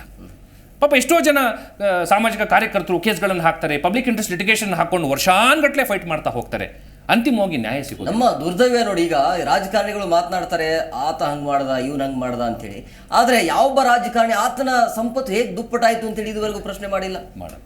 ಯಾಕಂದ್ರೆ ಅಲ್ಲಿ ಎಲ್ಲರಲ್ಲೂ ಕೂಡ ಒಂದು ಅನ್ನೋನ್ ಯೂನಿಟಿ ಇದೆ ಸರ್. ಅವ್ರು ಎಲ್ಲರೂ ಕಳ್ಳರದಂತೆ ಸರ್, ಎಲ್ಲಾ ರಾಜಕಾರಣಿಗಳದು ಕಳ್ಳರಸಂತೆ. ಶೇಕಡ ಒಂದು 10% ಬಿಟ್ಟು 90 ಎಲ್ಲಾ ಪಕ್ಷದಲ್ಲೂ ಕೂಡ 90% ರಾಜಕಾರಣಿಗಳು ಕಳ್ಳರಸಂತೆ. ಕಾರಣ ಏನಂತ ಹೇಳಿದ್ರೆ, ಪ್ರತಿ ಚುನಾವಣೆಯಲ್ಲೂ ಅವ್ರ ಆಸ್ತಿ ಇನ್ಕ್ರೀಸ್ ಆಗ್ತಾ ಹೋಗುತ್ತೆ, ಹೆಚ್ಚಳ ಆಗುತ್ತೆ. ಬಟ್ ಯಾವ ರೀತಿ ಹೆಚ್ಚಳ ಆಗುತ್ತೆ ಅಂತ ಎಲ್ಲೂ ಕೂಡ ಅಫಿಡವಿಟ್ ನಲ್ಲಿ ತೋರಿಸಲ್ಲ. ಮಾನ್ಯ ವಕೀಲ್ ಸಾಹೇಬ್ರು ಹೇಳ್ದಂಗೆ ಹೆಚ್ಚಳ ಆಗುತ್ತೆ. ಒಂದು ಮನೆ ಆಸ್ತಿ ಒಂದು ಮೌಲ್ಯ ಹೆಚ್ಚಾಗ್ಬೋದು, ಅದೇ ಮತ್ತೊಂದು ಚುನಾವಣೆ ಸಂದರ್ಭದಲ್ಲಿ 4 ಮನೆ ತೋರಿಸ್ತಾರೆ. ಅದು ಯಾವ ರೀತಿ ಹೆಚ್ಚಳ ಆಗಿದೆ, ಯಾವ ರೀತಿ ಇವರು ಆದಾಯ ಮೂಲ ಬಳಸಿದ್ದಾರೆ, ಏನ್ ಕೃಷಿ ಆದಾಯನ ಅಥವಾ ಏನ್ ಬಿಸ್ನೆಸ್, ಯಾವ ರೀತಿ ಬಿಸ್ನೆಸ್, ಅದನ್ನ ಆ ಕ್ಷೇತ್ರದ ಸಾರ್ವಜನಿಕರಿಗೆ ಹೇಳ್ಕೊಟ್ರೆ, ತುಂಬಾ ಬಡವರು ಇದ್ದಾರೆ ಸರ್, ಹೇಳ್ಕೊಟ್ರೆ ಅವರು ಕೂಡ ಸ್ವಲ್ಪ ಇವರಷ್ಟು ಸ್ವಲ್ಪ ತೊಡಗಿಸಿ ಶ್ರೀಮಂತರಾಗ್ಬೋದು. ಬಟ್ ಅದು ಇವ್ರಿಗೆ ಗೊತ್ತಿಲ್ಲದೆ ಇರುವಂತ ಮ್ಯಾಜಿಕ್ ಏನಂದ್ರೆ, ರಾಜಕಾರಣಿಗಳಿಗೆ ಅಷ್ಟೇ ಆ ಮ್ಯಾಜಿಕ್ ಗೊತ್ತಿರುತ್ತೆ ಸರ್, ಆಸ್ತಿ ಹೆಚ್ಚಳ ಅನ್ನುವಂಥದ್ದು. ನೋಡಿ, ಈಗ ಯಾರ ಹತ್ರನೂ 20 ಕೋಟಿ ಸಾಲ ಇಸ್ಕೊಂಡಿದ್ವಿ ಅಂತ ಅಫಿಡೇಟ್ ನಲ್ಲಿ ತೋರಿಸ್ತಾರೆ, 5 ಕೋಟಿ ಆ ಸಂಬಂಧಿಕರ ಹತ್ರ ಇವ್ರ ಹತ್ರ, ಅವ್ರು ಕೊಟ್ಟಿರ್ಬೇಕಲ್ಲ ಸರ್ ನೈಜವಾಗಿ. ಆಯ್ತಾ, ಆ ಸಂಬಂಧಿಕರಿಗೆ 5 ಕೋಟಿ ಕೊಡ್ಲಿಷ್ಟು ಕೆಪಾಸಿಟಿ ಇರ್ಬೇಕಲ್ಲ ಸರ್, ಶಕ್ತಿ ಸಾಮರ್ಥ್ಯ ಇರ್ಬೇಕಲ್ಲ ಸರ್. ಈ ರಾಜಕಾರಣಿಗಳಿಗೆ ಅಷ್ಟು ಕೊಡ್ಬಷ್ಟು. ಅವ್ರು ಅದನ್ನ ಕಾನೂನುಬದ್ಧವಾಗಿ ತೆರಿಗೆ ಕಟ್ಟಿ ಕೊಟ್ಟಿದ್ದಾರಾ ಅಥವಾ ವಾಮಮಾರ್ಗದಿಂದ ಗಳಿಸ್ಕೊಂಡಿದ್ದಾರಾ, ಅಕ್ರಮ ಹಣನ, ಅದನ್ನ ತನಿಖೆ ಮಾಡ್ಬೇಕು ಸರ್. ನೋಡಿ, ವಕೀಲ್ ಸಾಹೇಬ್ರು ಹೇಳ್ದಂಗೆ ಸುಮೋಟೋ ಪ್ರಕರಣವನ್ನ ತನಿಖಾ ಸಂಸ್ಥೆಗಳು ದಕ್ಷ ಮತ್ತು ಪ್ರಾಮಾಣಿಕತೆಯಿಂದ ಕೆಲಸ ಮಾಡಿದ್ರೆ ಶೇಕಡ 75% ರಾಜಕಾರಣಿಗಳು ಜೈಲಿಗೆ ಹೋಗ್ತಾರೆ ಸರ್.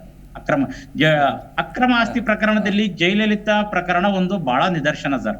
ಆಯ್ತಾ, ಅವ್ರದ್ದು ಹೇಗೆ ಶೇಕಡಾವಾರು ಹೆಚ್ಚಳ ಆಯ್ತು ಅನ್ನುವಂಥದ್ದನ್ನ ಗಂಭೀರವಾಗಿ ಪರಾಮರ್ಶೆ ಮಾಡಿ ಜಯಲಲಿತಾ ಮತ್ತು ಶಶಿಕಲಾ ನಟರಾಜನ್ ಇವರು ಪ್ರಕರಣದಲ್ಲಿ ಏನ್ ಜೈಲಿಗೆ ಹೋಗಿದ್ರು ಅದೇ ರೀತಿ ಪ್ರಕರಣ ಆಗುತ್ತೆ ಸರ್. ಬಟ್ ಯಾರು ಕೂಡ ಅದನ್ನ ಗಂಭೀರವಾಗಿ ಪರಾಮರ್ಶೆ ಮಾಡಕ್ ಹೋಗ್ತಾ ಇಲ್ಲ, ಗಂಭೀರವಾಗಿ ಅಧಿಕಾರಿಗಳು ಸುಮೋಟೋ ಪ್ರಕರಣ ದಾಖಲೆ ಮಾಡ್ತಾ ಇಲ್ಲ.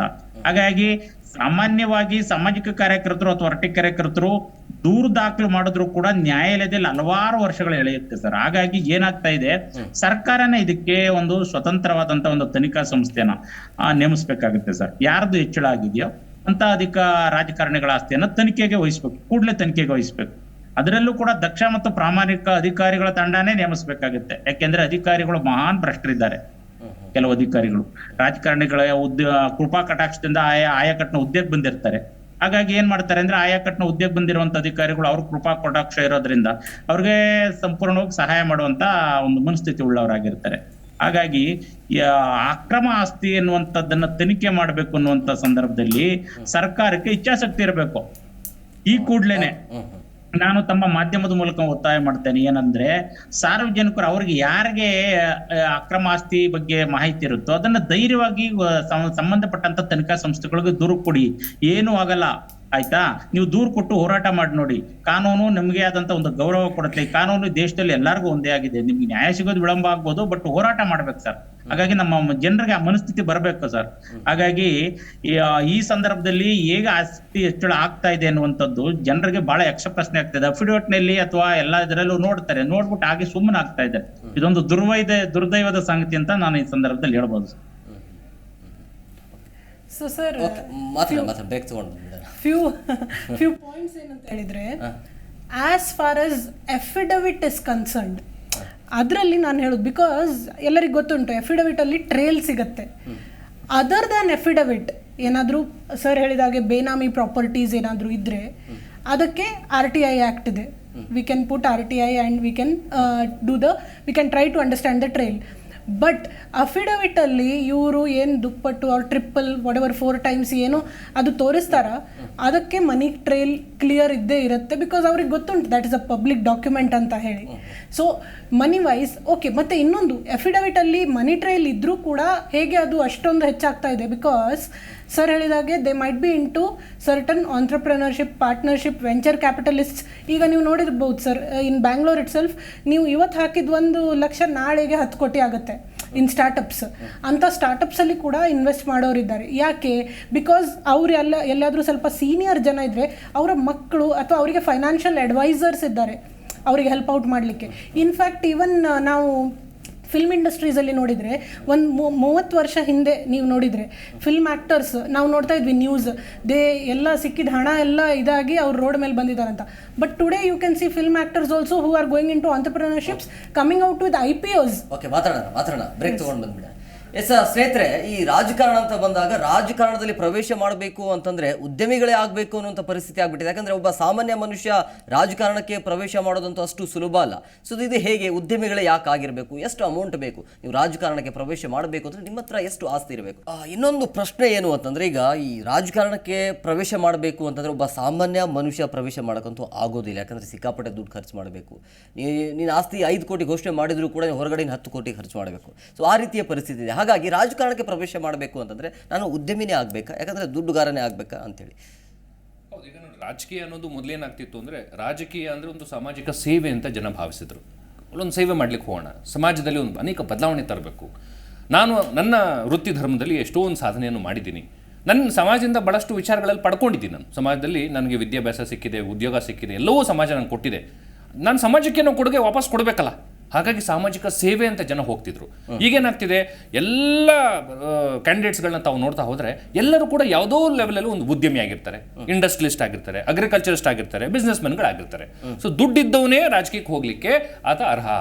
ಯಾಕೆ ಅಂದರೆ ಪಕ್ಷ ಕೂಡ ಪಾರ್ಟಿ ಟಿಕೆಟ್ ಘೋಷಣೆ ಮಾಡುವಂಥ ಸಂದರ್ಭದಲ್ಲಿ ಎಲ್ಲ ಪಕ್ಷಗಳು, ರಾಷ್ಟ್ರೀಯ ಪಕ್ಷಗಳು ಕೂಡ ಏನು ನೋಡ್ತವೆ, ನೀನು ಎಷ್ಟು ಮಟ್ಟಿಗೆ ದುಡ್ಡನ್ನು ಖರ್ಚು ಮಾಡ್ಬೋದು. 100 ಜನ ಕಾರ್ಯಕರ್ತರು ಬೇಕು ನಿಮಗೆ ಕ್ಯಾನ್ವಾಸ್ ಮಾಡಲಿಕ್ಕೆ. ಪ್ರತಿಯೊಬ್ಬರಿಗೂ ನೀವು ದುಡ್ಡು ಕೊಟ್ಟಿಲ್ಲ ಅಂದ್ರೆ ಯಾರು ಬರೋದಿಲ್ಲ.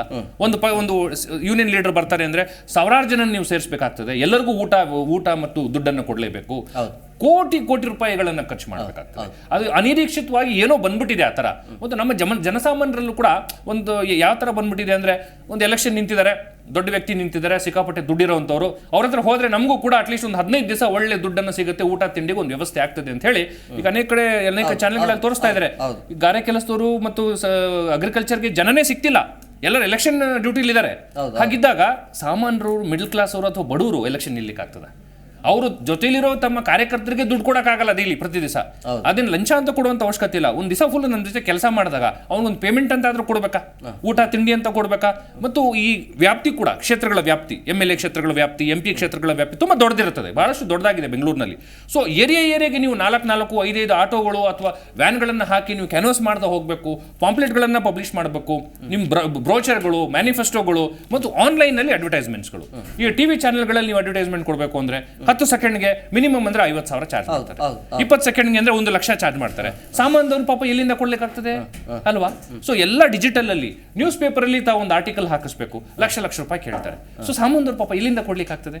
ಸೊ ಇವೆಲ್ಲ ವ್ಯವಸ್ಥೆ ಏನಾಗಿದೆಯೋ, ಈ ಎಲ್ಲ ವ್ಯವಸ್ಥೆಯಿಂದ ಏನಾಗಿದೆ, ಸಾಮಾನ್ಯರಿಗೆ ಎಲ್ಲೋ ಒಂದ್ ಕಡೆ ಮುಟ್ಟಕ್ಕಾಗದೇ ಇರುವಂತ ವಿಚಾರ ಅಂದ್ರೆ ರಾಜಕೀಯ. ಹಾಗಾಗಿ ದೊಡ್ಡ ನಾಯಕರು, ಶ್ರೀಮಂತರು ಅವರು ಫಸ್ಟ್ ಎಲೆಕ್ಷನ್ಗೆ ಬರ್ತಾರೆ. ಗೆದ್ದ ನಂತರ ಅವ್ರ ಮಕ್ಕಳಿಗೆ ಆಲ್ರೆಡಿ ಅವ್ರು ಏನು ಮಾಡ್ತಾರೆ, ಒಂದು ಪ್ಲಾಟ್ಫಾರ್ಮ್ ಅನ್ನು ರೆಡಿ ಮಾಡ್ಬಿಡ್ತಾರೆ. ಫಸ್ಟ್ ಸೀನಿಯರ್ ಲೀಡರು, ದುಡ್ಡಿರೋಂಥವನು, ಅವನು ಬಹಳಷ್ಟು ದುಡ್ಡನ್ನು ರೆಡಿ ಮಾಡ್ತಾನೆ. ಮತ್ತು ಅನೇಕ ಸಲ ಜನಸಾಮಾನ್ಯರು ಹೋಗಿ ರಾಜಕೀಯ ನಾಯಕರ ಹತ್ರ ಕೇಳಿದಾಗ, ಸರ್ ನಿಮ್ಮನ್ನು ಗೆಲ್ಸಿದೀವಿ, ನಿಮ್ಮ ಜೊತೆ ದುಡ್ದು ಕೆಲಸ ಮಾಡಿ ನಿಮ್ಮನ್ನು ಗೆಲ್ಸ್ಕೊಟ್ಟಿದ್ದೀವಿ ಸರ್, ನಮ್ಮ ಮನೇಲಿ ಒಂದು ಸಮಸ್ಯೆ ಇದೆ, ಅಕ್ಕಪಕ್ಕ ಮೋರಿ ಸಮಸ್ಯೆ ಇದೆ, ನೀರು ಬರ್ತಿಲ್ಲ ಅಂತ ಹೇಳಿದಾಗ ಅವ್ರು ಹೇಳೋ ಒಂದು ಕ್ವಶನ್ ಏನಪ್ಪಾ ಅಂದ್ರೆ, ನೀವೇನು ಫ್ರೀಯಾಗಿ ನಮ್ಗೆ ಓಟ್ ಹಾಕಿದ್ದೀರೇನಪ್ಪ, ಎಲೆಕ್ಷನ್ ಟೈಮಲ್ಲಿ ದುಡ್ಡು ಕೊಟ್ಟಿಲ್ವಾ ನಿಮ್ಗೆ? ಹಾಗಾಗಿ ನಮ್ಮಲ್ಲಿ ಜನಗಳಲ್ಲಿ ಇಲ್ಲಿ ನೈತಿಕತೆ ನಮ್ಗೆ ಇಲ್ಲಿ ಕುಸಿದೋಗಿದೆ. ನಾವು ಯಾವಾಗ ನಮ್ಮ ಜನಗಳು ದುಡ್ಡನ್ನು ಇಸ್ಕೊಂಡು ಓಟ್ ಹಾಕ್ಲಿಕ್ಕೆ ಶುರು ಮಾಡಿದ್ವೋ, ಹಾಗಾಗಿ ಒಂದು ಗಾದೆ ಹೇಳ್ತಾರಲ್ಲ, ಯಥಾ ಪ್ರಜಾ ತಥಾ ರಾಜ ಅಂತ. ಪ್ರಜೆಗಳು ಹೇಗಿರ್ತಾರೋ ಅದೇ ತರ ನಮಗೆ ರಾಜ ಸಿಗ್ತಾನೆ. ಯಾವಾಗ ಪ್ರಜೆಗಳು ಎಲ್ಲವನ್ನೂ ರಿಜೆಕ್ಟ್ ಮಾಡ್ತಾರೆ, ನಿನ್ನ ದುಡ್ಡು ನನಗೆ ಯಾಕಪ್ಪ ಬೇಕು, ನೀನು ಕೂಡ 2,000-3,000 ನಾನು ಎಷ್ಟು ದಿವಸ ತಿನ್ಬೋದು ನಾನು, ಅದೇ ನಾನು ಪ್ರಾಮಾಣಿಕವಾಗಿ ಒಂದು ಓಟನ್ನು ಹಾಕ್ತೀನಿ, ನಾಳೆ ನಿನ್ನ ಕೇಳೋಂಥ ಹಕ್ಕು ನನಗಿರುತ್ತೆ, ನಿನ್ನ ಮನೆ ಮುಂದೆ ಬಂದು ನಾನು ನಿಂತ್ಕೊಂಡು ಕೇಳ್ತೀನಿ, ಯಾಕೆ ನನ್ನ ಕೆಲಸ ನೀನು ಮಾಡ್ತಾ ಇಲ್ಲ? ಆಗ ರಾಜಕಾರಣಿಗಳ ಹತ್ರ ಏನು ಆನ್ಸರ್ ಇರೋದಿಲ್ಲ, ಯಾಕಂದ್ರೆ ದುಡ್ಡಂತೂ ನಾವು ತಗೊಂಡಿರೋದಿಲ್ಲ. ಸೊ ಹಾಗೆ ಯಾವಾಗ ನಮ್ಮಲ್ಲಿ ನಾವು ಬದಲಾವಣೆ ಆಗಬೇಕು. ಯುವಕರು more than 50 to 55% youth population ಇದೆ, ವೋಟ್ ಮಾಡ್ತಾರೆ ಇಂಡಿಯಾದಲ್ಲಿ. First time their voting more than 55%. ಆ ಎಲ್ಲ ಯುವಕರು ಕೂಡ ನಾವು ಒಂದು ಒಳ್ಳೆಯ ವ್ಯಕ್ತಿಯನ್ನು ನೋಡಿ ವೋಟನ್ನು ಹಾಕೋಣ, ಯಾರು ಸಮಾಜಕ್ಕೆ ಒಂದು ಕೊಡುಗೆಯನ್ನು ಕೊಟ್ಟವನು, ಎಜುಕೇಟೆಡ್ ಇದ್ದಾನೆ ಮತ್ತು ದೇಶದ ಬಗ್ಗೆ ಒಳ್ಳೆ ಆಲೋಚನೆ ಇರುವಂಥವನು, ತನ್ನ ವೃತ್ತಿ ಧರ್ಮದಲ್ಲಿ ಒಬ್ಬ ಜರ್ನಲಿಸ್ಟ್ ಆಗ್ಬೋದು, ಒಬ್ಬ ಚಾರ್ಟೆಡ್ ಅಕೌಂಟೆಂಟ್ ಆಗ್ಬೋದು, ಒಬ್ಬ ವಕೀಲರಾಗ್ಬೋದು, ಅವರ ಕ್ಷೇತ್ರದಲ್ಲಿ ಒಳ್ಳೆ ಹೆಸರು ಮಾಡಿ ಬಂದಂಥವ್ರಿಗೆ ಯಾಕಂತವ್ರೆಲ್ಲ ಬರಬಾರ್ದು ಅಲ್ವಾ? ರಾಜಕಾರಣಿ ಅಂತೀವಿ, ಅವ್ರ ಮಗ, ಅವ್ರ ಮೊಮ್ಮಗ ಮತ್ತು ಅವರ ಅಳಿಯ ಇಂಥವ್ರೇ ಬರಬೇಕಾ? ಯಾಕೆ ಸಾಮಾನ್ಯರು ಬರಬಾರ್ದಾ? ಸಾಮಾನ್ಯರಿಗೆ ಈ ನಮ್ಮ ರಾಜಕೀಯ ಕ್ಷೇತ್ರದಲ್ಲಿ ಪ್ರವೇಶ ಮಾಡಿ ಒಂದು ಪಾರ್ಲಿಮೆಂಟಲ್ಲೋ ಮತ್ತು ಅಸೆಂಬ್ಲಿಯಲ್ಲಿ ಕೂರುವಂಥ ಅರ್ಹತೆ ಇಲ್ವಾ? ಅದ್ಭುತವಾದಂಥ ಅರ್ಹತೆ ಇದೆ. ನಾವು ಜನಗಳೆಲ್ಲ ಚೇಂಜ್ ಆದರೆ, ನಮ್ಮ ಮನಸ್ಥಿತಿ ಚೇಂಜ್ ಆದರೆ, ಯೂತ್ಸ್ ಬರ್ತಾ ಇರೋದು ಅದು ವೆರಿ ಗುಡ್ ಅಡ್ವಾಂಟೇಜ್. ಅದು ಯೂತ್ಸ್ ಎಲ್ಲ ಬರ್ತಿದ್ದಾರೆ ಮತ್ತು ಜಾತಿವಾರು ಮತದಾನ ಮತ್ತು ಹಣದ ಮೇಲೆ ಮತದಾನ ಅವೆಲ್ಲ ಬದಲಾವಣೆ ಆಗ್ತಾ ಖಂಡಿತವಾಗ್ಲೂ ನಿಮ್ಮಂಥ ನಮ್ಮಂಥ ಸಾಮಾನ್ಯರಿಗೂ ಅವಕಾಶ ಸಿಗುತ್ತೆ. ಬಟ್ ಇದು ಕಾಲಕ್ರಮೇಣ ಇಟ್ ಟೇಕ್ಸ್ ಸಮ್ ಟೈಮ್. ಬದಲಾವಣೆ ಅನ್ನೋದು ಒಂದೇ ದಿವಸ ಆಗೋದಿಲ್ಲ, ಜನ ಎಚ್ಚೆತ್ಕೋಬೇಕು. ನೋಡಿ, ಬದಲಾವಣೆ ಅನ್ನೋದು ಪ್ರಕೃತಿಯ ನಿಯಮ. ಸೀಸನ್ಗಳು ಕೂಡ 3-4 ತಿಂಗಳು ಬದಲಾವಣೆ ಆದಂಗೆ ರಾಜಕೀಯ ಕ್ಷೇತ್ರದಲ್ಲೂ ಬದಲಾವಣೆ ಬರುತ್ತೆ. ಅದು ಬದಲಾವಣೆ ಸಣ್ಣ ಅಭ್ಯರ್ಥಿಗಳಿಂದ ಶುರು ಆಗಬೇಕು. ಸಣ್ಣ ಒಳ್ಳೆ ಹಾನೆಸ್ಟ್ ಅಭ್ಯರ್ಥಿಗಳು ಬರಬೇಕು. ಅವರಿಗೆ ಜನಗಳು ನಾವೆಲ್ಲ ಸೇರಿ ಜನ ಬೆಂಬಲವನ್ನು ಕೊಡಬೇಕು. ಅವರು ಬಂದು ಒಳ್ಳೆ ಕೆಲಸವನ್ನು ಮಾಡಿ ತೋರಿಸ್ಬೇಕು. ಅವಾಗ ನೋಡಿ ಖಂಡಿತವಾಗ್ಲೂ ರಾಜಕೀಯ ಕ್ಷೇತ್ರದಲ್ಲಿ ಕೂಡ ಬದಲಾವಣೆ ಆಗುತ್ತೆ. ಸರ್, ನಿಮ್ದು ಕ್ವಶನ್ ಇತ್ತು, ರಾಜಕೀಯ ಮಾಡಬೇಕಾದ್ರೆ ಉದ್ಯಮಿ ಆಗಲೇಬೇಕಾ? ಸೊ ಏನಂದ್ರೆ ರಾಜಕೀಯ ಮಾಡಬೇಕಾದ್ರೆ ಉದ್ಯಮಿ ಆಗಬೇಕಾ ಇಲ್ಲ ಅಲ್ಲ, ಬಟ್ ರಾಜಕಾರಣಿ ಆದರೆ ಅವರಿಗೆ ಉದ್ಯಮ ತುಂಬ ಈಸಿ ಆಗ್ತದೆ. ಲೈಸೆನ್ಸಸ್ ಸಿಗೋದಿರಲಿ, ಪರ್ಮಿಷನ್ ಸಿಗೋದಿರಲಿ, ವರ್ಕ್ ಸ್ಟಾರ್ಟ್ ಮಾಡೋದಿರಲಿ, ರಿಸೋರ್ಸಸ್ ಸಿಗೋದಿರಲಿ.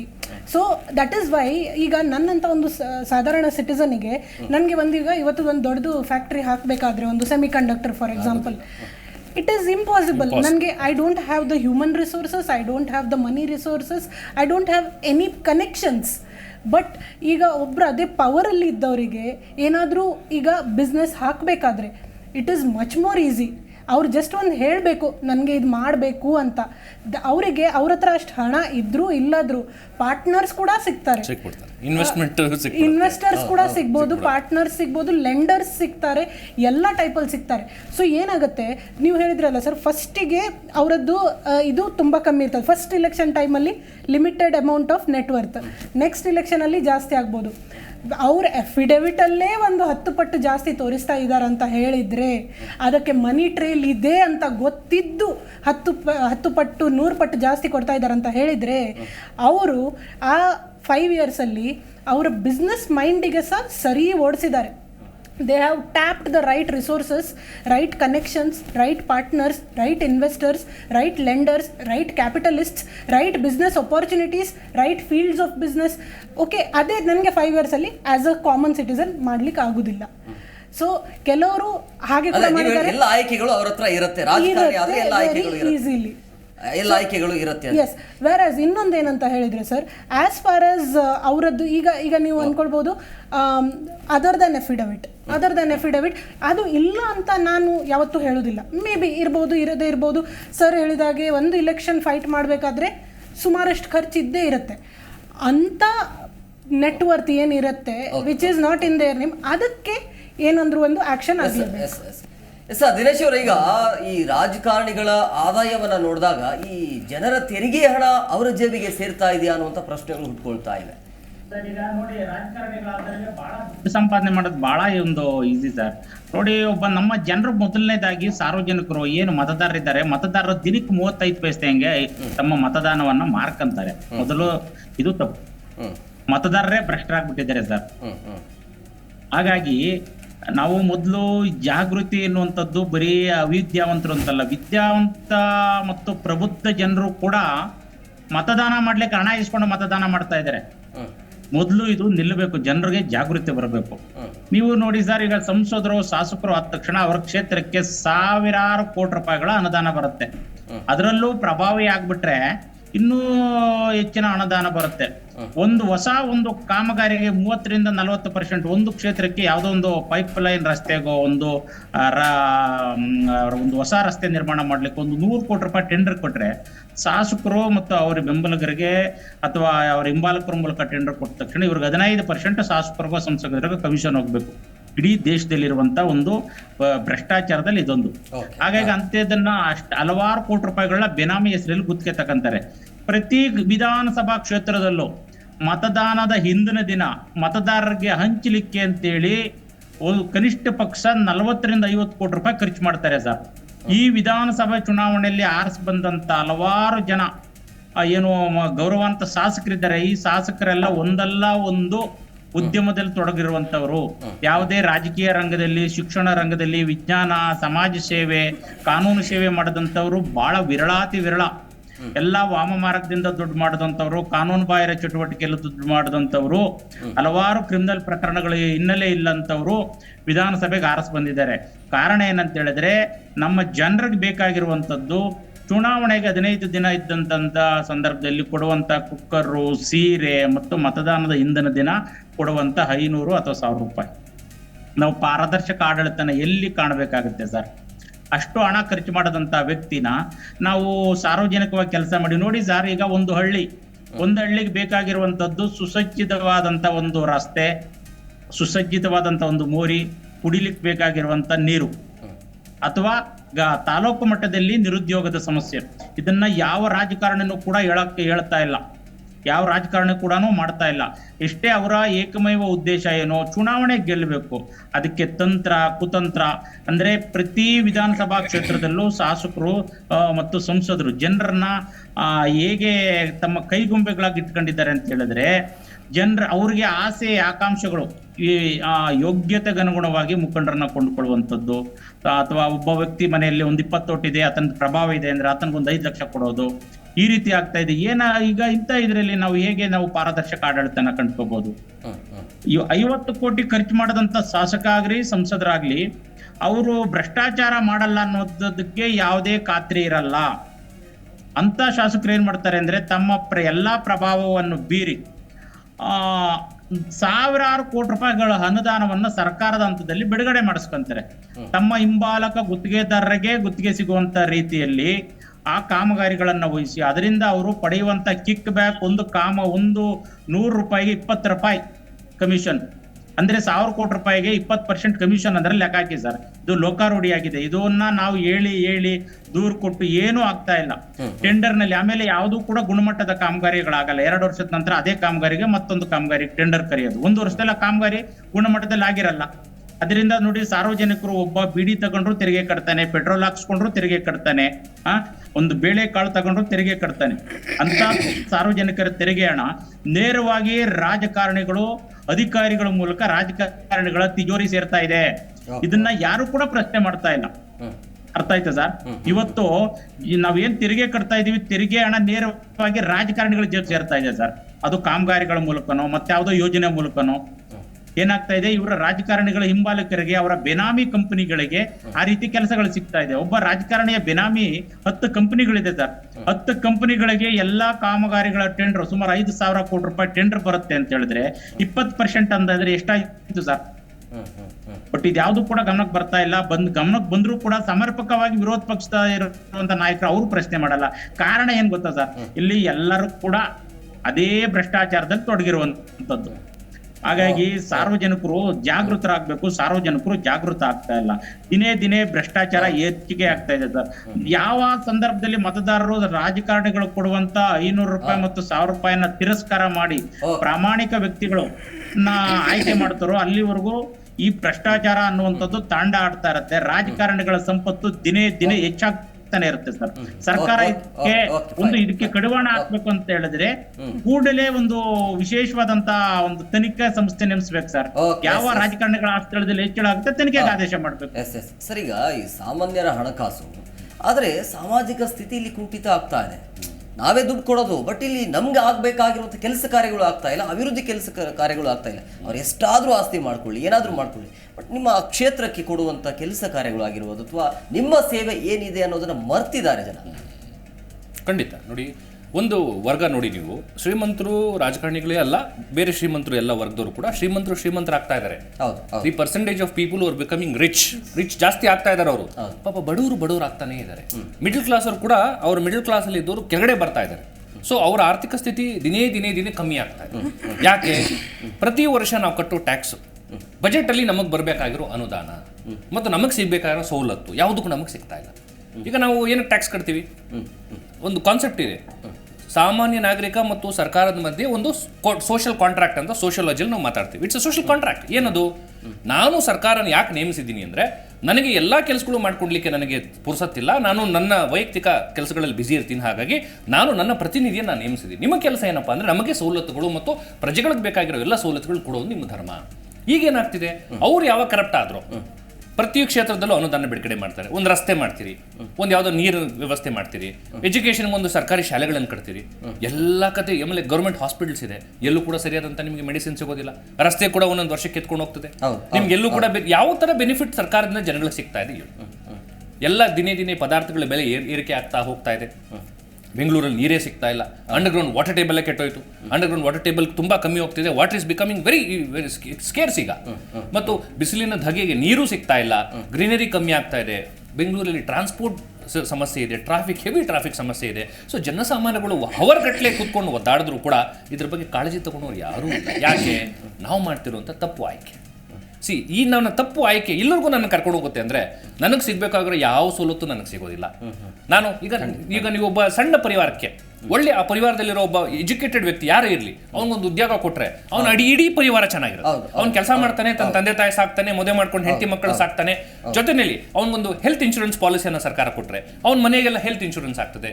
ಮತ್ತು ಮಕ್ಕಳಿಗೊಂದು ವಿದ್ಯಾಭ್ಯಾಸಕ್ಕೆ ಒಳ್ಳೆ ಶಾಲೆ ಕಟ್ಕೊಡಿ. ಇವೆಲ್ಲ ಬೇಸಿಕ್ ನೆಸಿಟೀಸ್ ಅಲ್ವಾ? ಸೊ ಏನಾಗ್ತಿದೆ, ಮಿಡಲ್ ಕ್ಲಾಸ್ ಅವರು, ಪಾಪ ಬಡವರು ಯಾರಿದ್ದಾರೋ ಅವ್ರಿಗೆ ಯಾವುದೇ ಥರದ ಸವಲತ್ತು ಸಿಗ್ತಿಲ್ಲ. ಯಾಕಂದ್ರೆ ಎಲ್ಲ ಕಡೆ ಕರಪ್ಷನ್ ಅಲ್ಲಿ ಪೋಲ್ ಆಗ್ತಾ ಇದೆ. ಯಾರಿಗೆ ಸಿಗಬೇಕು ಅವ್ರು ಸಿಗದಿರಾ, ಯಾರಿಗೆ ಸಿಗಬಾರ್ದು ಅವ್ರ ಜೋಬ್ನಲ್ಲಿ ಪಾಲಾಗಿ 100 ಕೋಟಿ 200 ಕೋಟಿ 500 ಕೋಟಿ 1000 ಕೋಟಿ ಹೆಚ್ಚಾಗ್ತಾ ಹೋಗ್ತಾ ಇದೆ. ಎಂಡ್ ಆಫ್ ದ ಡೇ ನೀವು ಇನ್ನೊಂದು ಅರ್ಥ ಮಾಡ್ಕೊಳ್ಳಿ, ಅವೆಲ್ಲವೂ ಕೂಡ ಎಲೆಕ್ಷನ್ಗೆ ಬಳಸ್ತಾರೆ. ಎಲ್ಲವೂ ಎಲೆಕ್ಷನ್ಗೆ ಬಳಸ್ತಾರೆ. ಕರಪ್ಟ್ ಪ್ರಾಕ್ಟೀಸಸ್ಗಳಿಗೆ ಬಳಸ್ತಾರೆ. MLAಗಳನ್ನ ಖರೀದಿಲಿ ಬಳಸ್ತಾರೆ. ಸರ್ಕಾರಗಳನ್ನ ಬೆಳೆಸ್ಲಿಕ್ಕೆ ಬಳಸ್ತಾರೆ.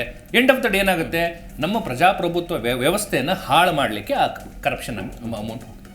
ಬಟ್ ಸಾಮಾನ್ಯ ಜನ, ಮಿಡಲ್ ಕ್ಲಾಸ್ ಪಾಪ ಜನ ಯಾರಿದ್ದಾರೋ ಏನೋ ಇಲ್ಲ ನಮಗೆ. ಅದೇ ಒಂದು ಮತವನ್ನ ಕೊಡ್ಬೇಕಾದ್ರೆ ಯೋಗ್ಯರಿಗೆ ಕೊಡ್ಬೇಕು.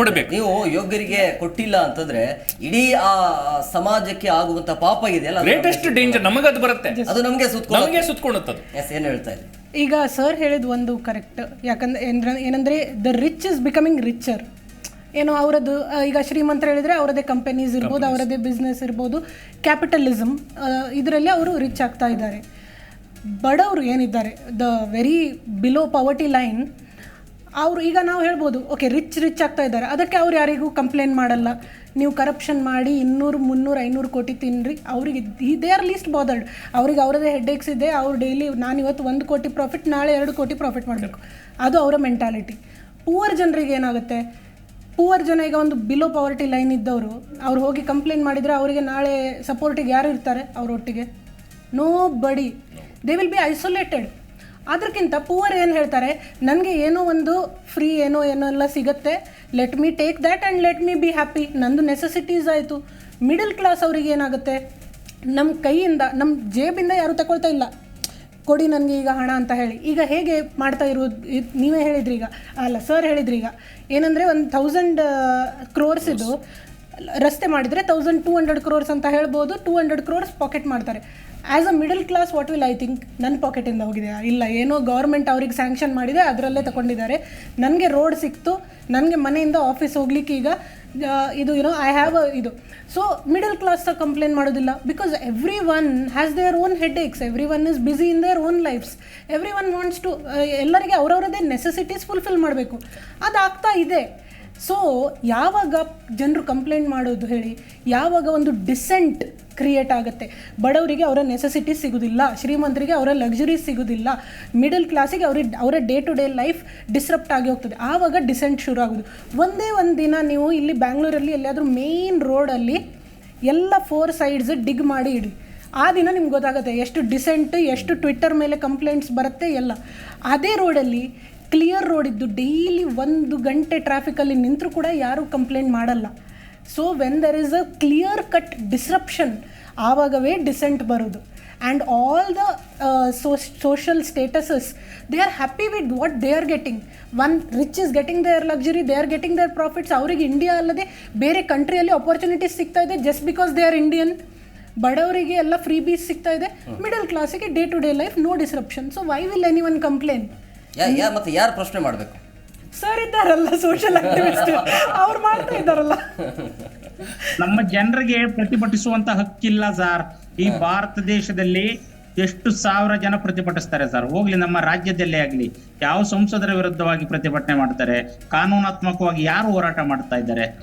ಬಹಳ ಬೆರಳೆಣಿಕೆ ಎಷ್ಟು ಮಂದಿ ಮಾತ್ರ ಅವರ ಅಕ್ರಮಗಳನ್ನ, ಅವರ ಭ್ರಷ್ಟಾಚಾರವನ್ನ, ಅವರ ಅವ್ಯವಹಾರವನ್ನ ತನಿಖಾ ಸಂಸ್ಥೆಗಳಿಗೆ ಅಥವಾ ಲೋಕಾಯುಕ್ತ ಅಂತ ವಿಶೇಷ ನ್ಯಾಯಾಲಯಕ್ಕೆ ದೂರು ಕೊಡುವ ಮೂಲಕ ಪ್ರತಿಭಟಿಸ್ತಾ ಇದ್ದಾರೆ.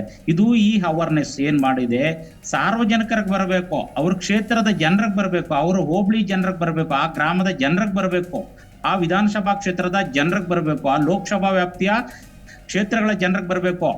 ಹೌದು, ಇವ್ರು ತಪ್ಪು ಮಾಡಿದ್ದಾರೆ, ಇವ್ರು ನಾವು ಆರಿಸಿ ಕಳಿಸಿದಂತ ಜನಪ್ರತಿನಿಧಿಗಳು ತಪ್ಪು ಮಾಡಿದ್ದಾರೆ, ಇವರ ವಿರುದ್ಧವಾಗಿ ಕಾನೂನಾತ್ಮಕವಾಗಿ ಹೋರಾಟ ಮಾಡಬೇಕು, ಇವರನ್ನ ನಾವು ಪ್ರಶ್ನೆ ಮಾಡಬೇಕು, ಸ್ಪೀಕರ್ಗೆ ಅರ್ಜಿ ಬರೀಬೇಕು, ಲೋಕಾಯುಕ್ತರಿಗೆ ದೂರು ಬರೀಬೇಕು, ಗವರ್ನರ್ ಪತ್ರ ಬರೀಬೇಕು. ಇದನ್ನ ಯಾರು ಕೂಡ ಪ್ರಶ್ನೆ ಮಾಡಕ್ ಆಗ್ತಾ ಇಲ್ಲ ಸರ್. ಏನಂತ ಹೇಳಿದ್ರೆ ಜನರು ತಮ್ಮದೇ ಆದಂತ ಒಂದು ಕೆಲಸದಲ್ಲಿರ್ತಾರೆ, ಅವರು ಅದನ್ನ ಕೇಳಕ್ ಹೋಗ್ತಾ ಇಲ್ಲ. ಯಾಕೆ ಅಂತ ಹೇಳಿದ್ರೆ ಅವ್ರ ಉಸಾಬರಿ ನಮ್ಗೆ ಯಾಕೆ ಅನ್ನುವಂಥದ್ದು. ಜನರು ಈ ಮನಸ್ಥಿತಿಯಿಂದಾನೇ ರಾಜಕಾರಣಿಗಳು ಆಸ್ತಿ ಇವತ್ತು ದುಪ್ಪಟ್ಟಾಗಿ ಏರಿಕೆ ಆಗ್ತಾ ಇರೋದು ಸರ್. ನೀವು ಒಂದು ಸರ್ ಸರ್ ಅಲ್ಲ, ಕೇಳಕ್ ಹೋದ್ರೆ ಹಿಂಬಾಲಿಕರ ದಬ್ಬಾಳಿಕೆ ಇದೆಯಲ್ಲ, ನಿಮ್ಗೆ ಆಗಿರ್ಬೇಕು ಅನುಭವ. ಸರ್ ಖಂಡಿತ ನನಗೆ ಹಲವಾರು ಬಾರಿ ಇಂಥ ಪ್ರಕರಣಗಳಲ್ಲಿ ಆಗಿದೆ ಸರ್. ತಾವು ಸರ್ಚ್ ಮಾಡ್ಬೋದು ಗೂಗಲ್ ಅಲ್ಲಿ, ನನ್ನ ಮೇಲೆ ಹಲವಾರು ಪ್ರಕರಣ ದಬ್ಬಾಳಿಕೆಗಳು ಕಾನೂನಾತ್ಮಕವಾಗಿ ಎದುರಿಸುವಂತದ್ದು.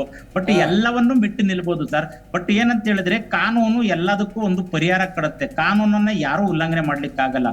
ಅದರಲ್ಲೂ ವಿಶೇಷವಾಗಿ ಇತ್ತೀಚಿನ ದಿನಗಳಲ್ಲಿ ಸಾಮಾಜಿಕ ಜಾಲತಾಣಗಳಲ್ಲಿ ಅವೇರ್ನೆಸ್ ಜಾಸ್ತಿ ಆಗಿರೋದ್ರಿಂದ ಅವರು ಯಾವುದೇ ರೀತಿಯಾದಂತ ಒತ್ತಡಗಳನ್ನ ಕಾನೂನ ಬಾಹಿರವಾಗಿ ಪ್ರಯೋಗ ಮಾಡೋಕೆ ಸಾಧ್ಯ ಇಲ್ಲ.